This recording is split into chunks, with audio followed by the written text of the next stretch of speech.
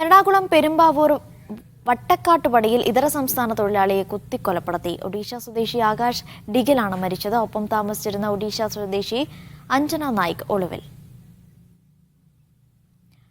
ശരണുണ്ട് കൂടുതൽ വിവരങ്ങൾ നൽകാനായി. ശരൺ, എപ്പോഴായിരുന്നു ഈ സംഭവം നടക്കുന്നത്? ഈ പ്രതിക്കായുള്ള തെരച്ചിൽ എങ്ങനെ പുരോഗമിക്കുന്നു?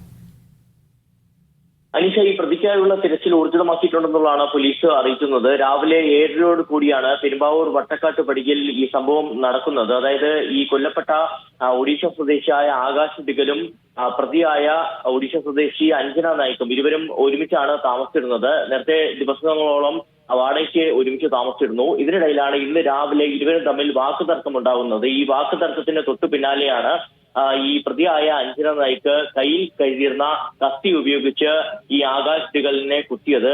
അദ്ദേഹത്തെ ആശുപത്രിയിൽ എത്തിച്ചെങ്കിലും അദ്ദേഹത്തിന്റെ ജീവൻ രക്ഷിക്കാൻ കഴിഞ്ഞിട്ടില്ല. എന്തായാലും ഈ സംഭവത്തിന് തൊട്ടു പിന്നാലെ തന്നെ ഈ പ്രതിയായ അഞ്ജന നായിക്ക് ഓടി രക്ഷപ്പെടുകയാണ് ചെയ്തിരുന്നത്. എന്തായാലും ഇയാൾ എവിടേക്കാണ് പോയതെന്ന് കണ്ടെത്താനുള്ള വലിയ പരിശ്രമമാണ് ഇപ്പോൾ പെരുമ്പാവൂർ പോലീസിന്റെ ഭാഗത്തുനിന്ന് ഉണ്ടാകുന്നത്. എന്തായാലും ഈ മരിച്ച ആകാശ് ഡിഗലിന്റെ മൃതദേഹം അത് ഇൻക്വസ്റ്റ് നടപടികൾ പൂർത്തിയാക്കി ഇപ്പോൾ പോസ്റ്റ്മോർട്ടത്തിനായി ആശുപത്രിയിലേക്ക് മാറ്റുമെന്നുള്ളതാണ് പോലീസ് അറിയിക്കുന്നത്.